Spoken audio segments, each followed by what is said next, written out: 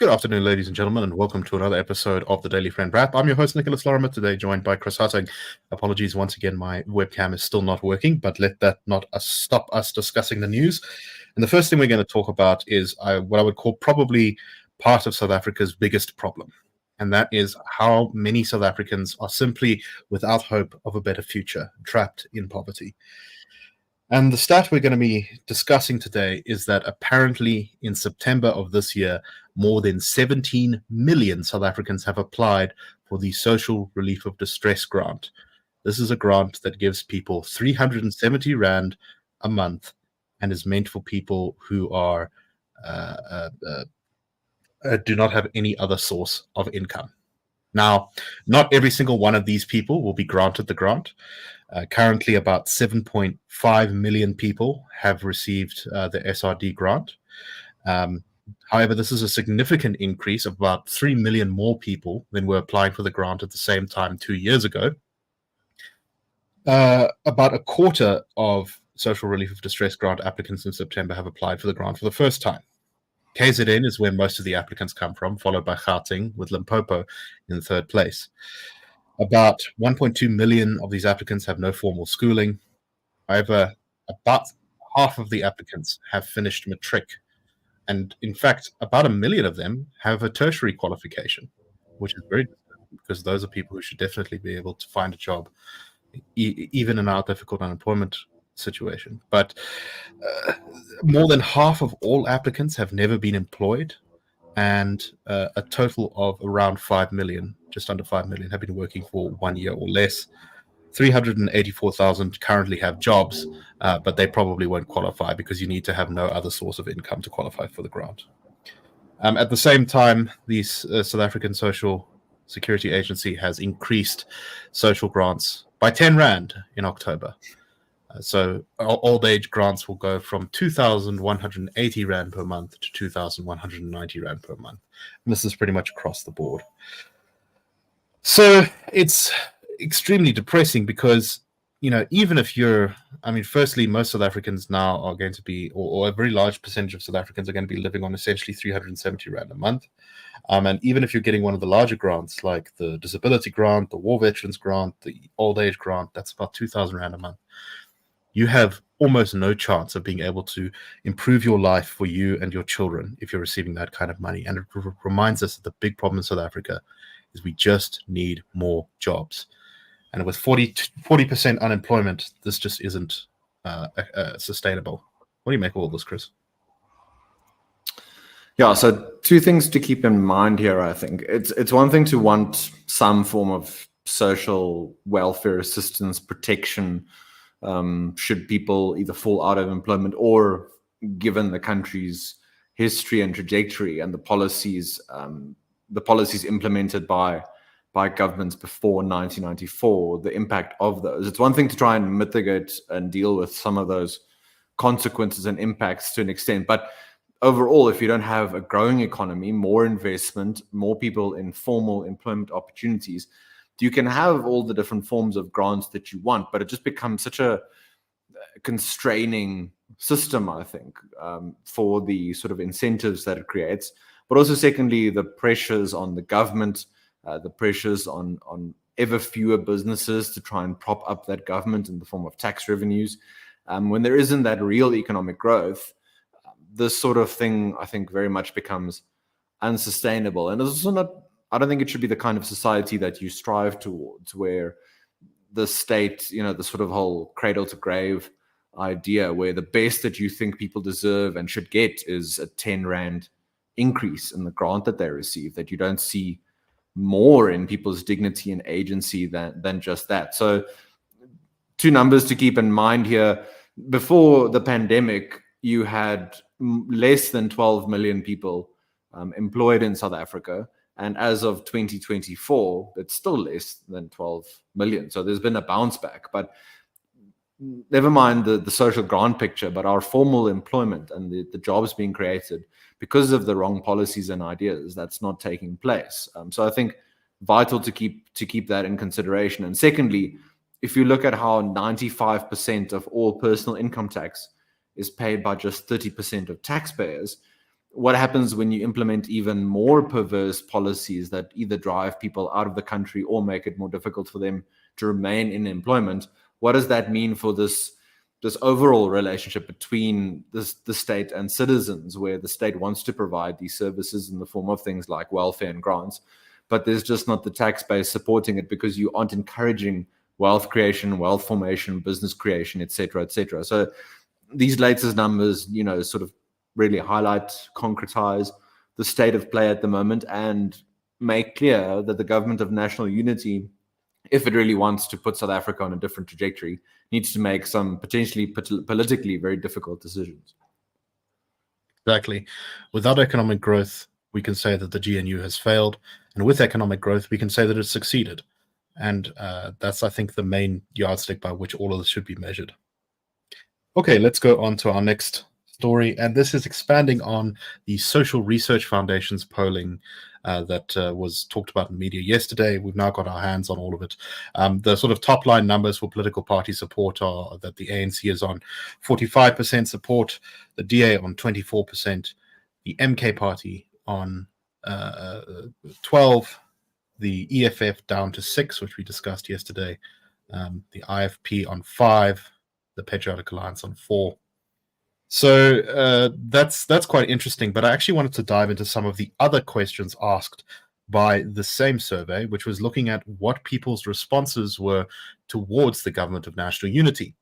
Found some quite interesting things. For example, when asked whether people thought the government of national unity was doing well, a majority of all South Africans, of all races, said that yes, they believed that the government of national unity was doing well. However, a very significant number, about 40%, said that it was doing quite well rather than very well.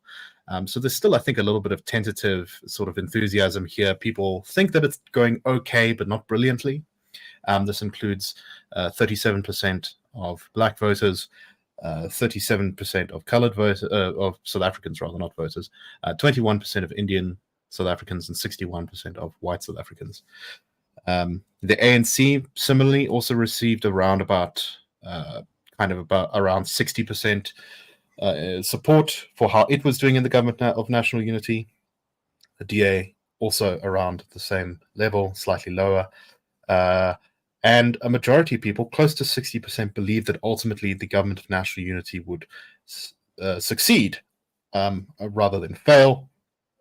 Another very interesting little tidbit here is that when asked about whether the ANC needed to make the government of national unity in order to keep the EFF and MK out of power, a majority of South Africans, including a majority of black South Africans, said that it was very important that the ANC kept the EFF and MK out of national power. Which is, I think, contrary to a lot of the narratives that the MK and EFF party would like people to believe. When asked specifically about what South Africans thought about the Progressive Caucus, South Africans were much more sort of mixed in their views on the Progressive Caucus. So about just under a third, between a quarter and a third of South Africans said that they fully support the Progressive Caucus and that is necessary for real transformation as the ANC has sold out. Around a quarter said, I'm open to supporting the Progressive Caucus and what it stands for. This is the EFF and MK, as well as a number of other small parties. The only problem is that a lot of corrupt or compromised people are in it. If it gets better leaders, I will support it. And around 46% of South Africans, including 38% of black South Africans, said, I will absolutely oppose the Progressive Caucus. Its policies are dangerous. It is led by corrupt individuals and it seeks power not to change South Africa for the better, but to enrich itself. Very interesting stuff here, Chris, and I think it suggests that once again, South Africans are far more moderate, I think, than much of the sort of kind of mainstream view of South Africa is. South Africans believe that the country is in a difficult place, but that doesn't mean that they're willing to throw their support behind radical policies and radical parties. What do you make of this?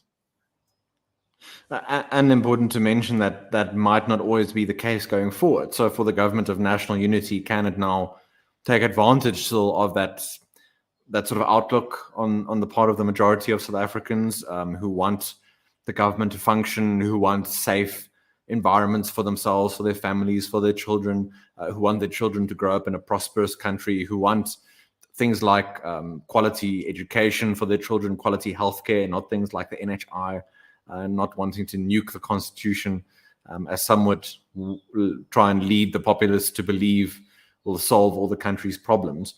For the government to use that positive sentiment, build on that, reward maybe some of that faith that is being placed in the potential of the government of national unity. I do think the government has a limited time frame, maybe more limited than some within the government want to believe. But there is definitely low-hanging fruit where they can start to add substance behind those sorts of positive sentiments, where it doesn't just remain frothy sentiment, as it were. I should also mention from another recent SRF poll around questions around BEE and tenders and the like.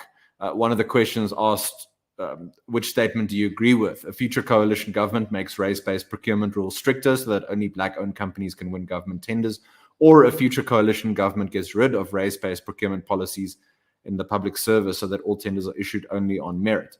And on the second statement, you had more than 60% of, more than 55% of Black respondents supporting that second statement, more than 90% of white respondents, and just under 80% of Indian respondents. So showing again there just the desire for functional, responsible, merit-based functioning of government across the board. I think it's very useful to keep that in mind when one reads some of the headlines, some of the rhetoric from some politicians, where the use for them is to couch South Africans against each other, whereas the reality is, as is proven time after time after time, that South Africans want to work together and want to bolster each other's strengths.